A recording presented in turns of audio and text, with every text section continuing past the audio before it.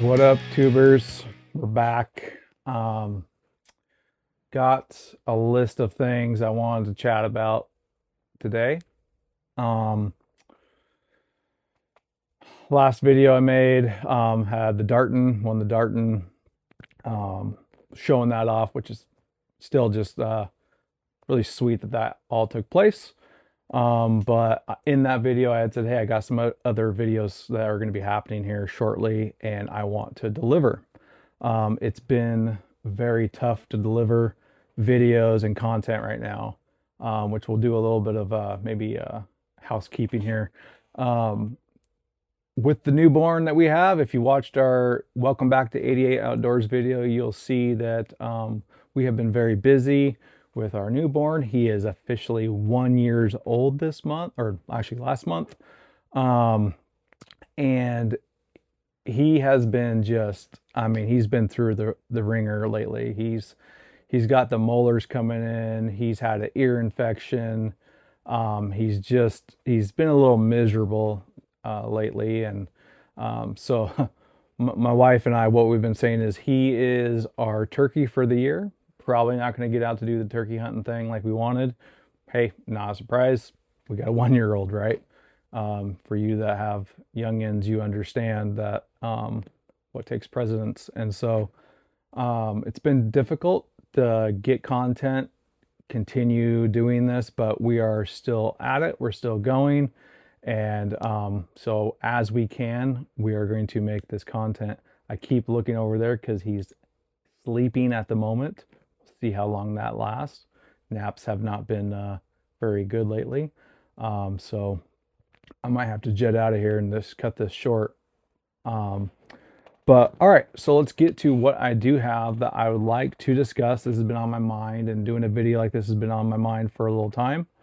I want to talk about what's going on in Oregon right now in the springtime when, when it doesn't seem like there's a lot going on. I know growing up, I was always like, oh, fall, that's when we hunt. That's it. That's all that really goes on. Everything else, during the year, my mind isn't in the hunting even thought. But that's just me. I know a lot of you guys grow up hunting, breathing it all their life, and that's great. But that was my mindset. But there's a lot that takes place throughout the year. And here in Oregon, my home state, I just wanted to go over a few things that is happening that you guys could check out, that you guys could go look into. First topic, it's a political topic. I don't love talking about politics. I don't want to talk about politics. I'm not here in any way to tell people what to think, what to believe, and what to vote for.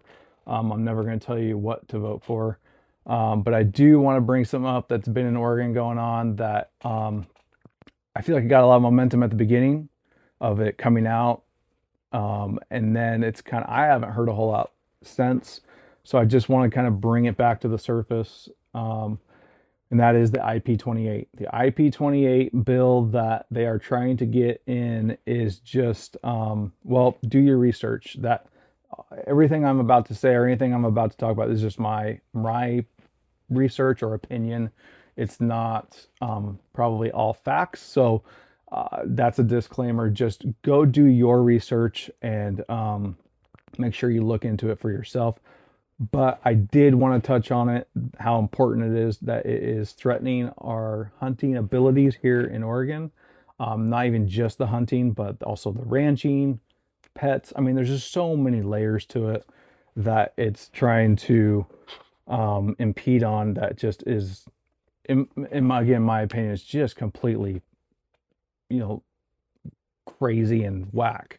So, I did pull up some things on my computer here that I was gonna just kind of go over real quick. What I did is I typed in IP28 just into my search bar. What came up was a couple different, one is the direct site to IP28 if you want to read what it's about.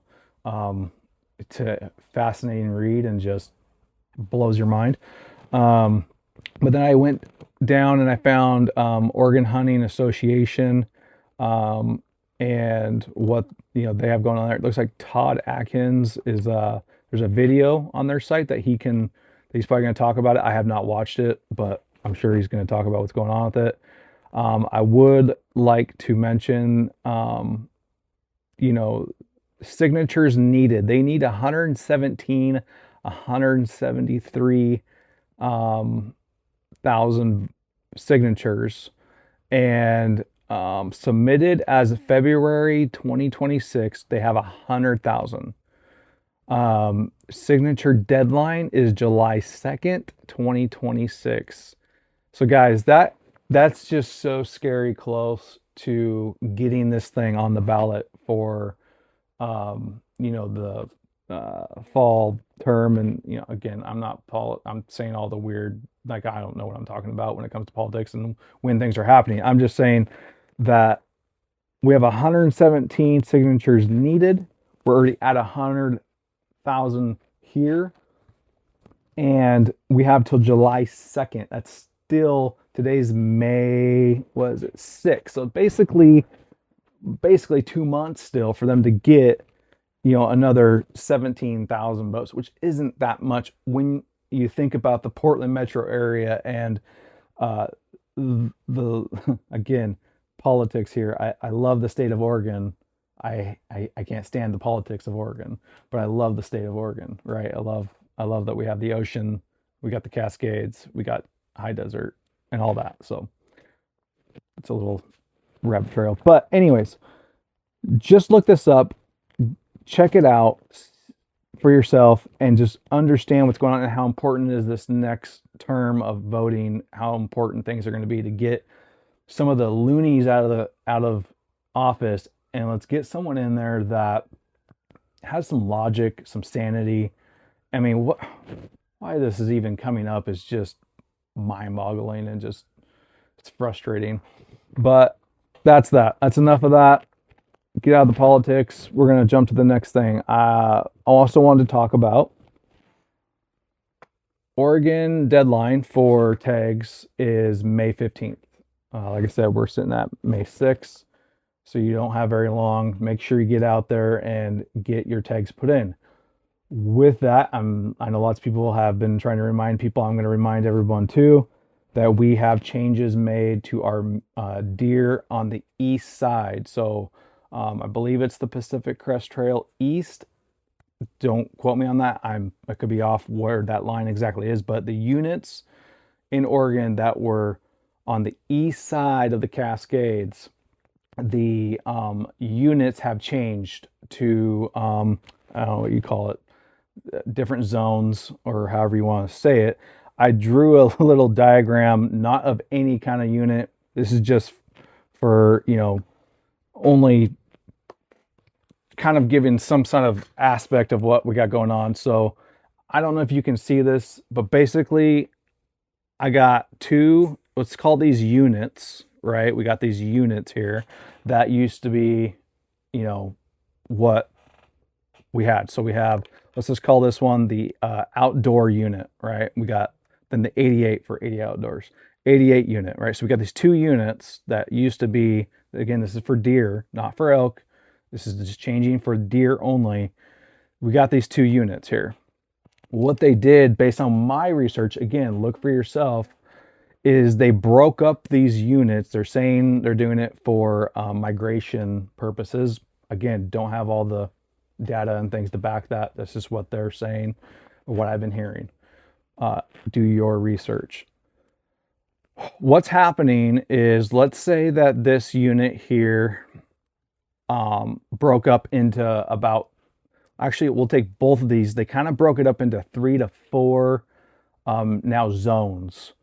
So like for instance, this line maybe goes away. So I'm just going to kind of cross that out. That is no, let's just say that was like a highway or a road that divided. That's no longer there. What they did is maybe moved this over, to a different road, and they kind of went down like this, right? And then they kind of came over like this, and maybe they went down like this to this road. And then I noticed in one of the units that I particularly look at is they went to, instead of another road, which a lot of times they use their roads for their breaking the point, breaking up the units, they moved it over to like a river, one of the main rivers that comes down, right? Like this. So now that's a new zone. We'll call that zone, we'll go O outdoor 1, right? So that's a new zone. Then what they did is they took this here and they maybe broke up on another road, something like this. And this is outdoor 2. This is a terrible drawing.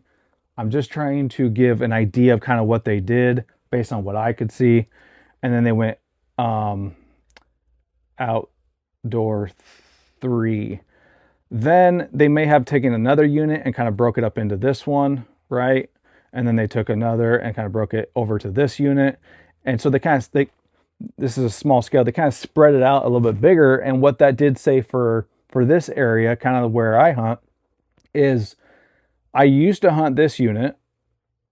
And then I kind of been hunting this unit. But what they did is they moved the line over where now actually I'm hunting some of this unit. And where I used to be able to hunt this whole unit, I can't now. I have to only go to say here if I wanted to hunt the OD1. OD2, obviously you're only hunting this, and OD3 hunting down here. And the way they applied the tag numbers, look into that.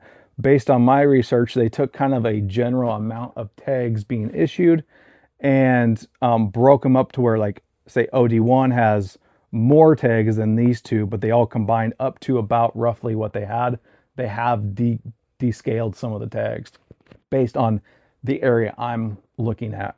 So do your research on this. Just remember the 15th of May is the deadline. So look into this, look into the descriptions of the units or the zones and what they mean, because they can be changing from where you think you used to be to a whole different, you're getting more landscape in a different unit than just the unit you used to be in. If that makes any sense, I'm making that probably confusing, but again, what's important is doing your research and knowing where these lines are. Call ODFW if you have questions. I know every time I've ever contacted them, they've been nothing but pleasant to help me understand what's going on. So there's that. Let's see. I'm going to pull up. I have, like I said, a list here of things I want to talk about. The rest of it is pretty kind of just fun stuff. The Blacktail Coach podcast. I don't know if you've ever checked them out, but if you haven't, you should check them out, especially if you're wanting to learn about blacktail hunting. But what they did is they had what was called the Outdoor Gathering, I believe it was called, and they had some big names out there. I think it was like a weekend long deal. They had Trent Fisher from Born and Raised, kind of doing a seminar on elk. They had, I think her name's Laura Aldridge, who did bear. And then they had, I can't remember their guys, but they had turkey, bear, blacktail, Dave from Blacktail Coach, and Trent out there just giving seminars, and like this day of coming together as hunters and just hanging out. Sound like it was a blast. I didn't get to go, but it sounded awesome. And that wrapped up, it sounds like that was a good deal. So next year, if you're interested, you should check that out. Go on to the Blacktail Coach website, and I think they have all the information you need for next year. I think signups are coming up too on that for June. Talking really fast because, again, I'm just anticipating that guy waking up. I'm going to try to slow down. I'm going to take a drink. All right. What else is happening in Oregon right now? We are in the middle of spring turkey. I have a lot on my social media where I see guys just slaying the turkeys, and it's just, yes, I'm jealous. I know my wife's jealous too. She just has wanted to get a turkey for so long, and it's just not going to happen this year. But it's cool to see everyone else out there. They're slaying them.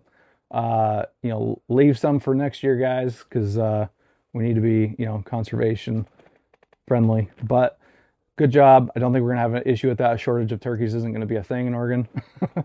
And then also spring bear. Spring bear is happening right now. I've already seen some sweet things coming through of guys getting some nice bears, and I'm excited to see what else is happening there. So we got spring bear happening. I don't think I have anything else really with that. Just It's awesome. We're in the middle of it. Springtime, there's some fun species to go after. Bear hunting is something that I'm really wanting to try. Have never done it. Um, Looking forward to one day getting to do that. But I got my points starting to rack up. So last one I have on here is the Northwest Mountain Challenge. If you don't know what that is an archery shoot going on in Oregon. It goes on in June. I'm going to click over here to make sure I got the dates right. Not June, I was wrong. July, sorry. July 10th through the 12th. Registration is still open. They do Idaho, Oregon, Washington, but the Oregon one is July 10th through the 12th. Never been there. We might sneak away. I don't know. We talked about maybe sneaking up there and just not shoot it, but just experience what it's like to be hanging out there. I heard it's a fun event. It's just like there's events. Born and Raised, I think they're doing like a movie night where they put a movie together for that night. I think it's on Friday night and you can get tickets. I think there's tickets for that. I'm not sure. We'd have to, again, research, but that would be pretty cool. It's a night show. Take the family. There's prizes being given away, all of that. So that's just a fun thing going on too. We got coming up in July. And then that's about all I had right now for this episode. We just wanted to touch base, kind of some things going on here. What's coming up next for 88 for myself is I'm gonna do a video, I think I mentioned in the last one, where shooting in the city limits. I actually just went to when I was at the shop getting my bow set up, the dart set up. There's a guy there telling some stories about how he lives in the city limits. He was shooting, and it happens to all of us, made a mistake or what. I didn't get the details that great, but basically the arrow had missed the target completely. Went through his fence. He thought that, that fence is going to stop that arrow. It did not. It went through the fence and another 150 yards, I believe he said, and hit the next neighbor's fence. So that is why I wanted to do this video. Little guy is waking up, so I gotta go. But just that I'm gonna do a video on that, and we'll go from there. And until next time, everyone stay safe, and thanks for watching.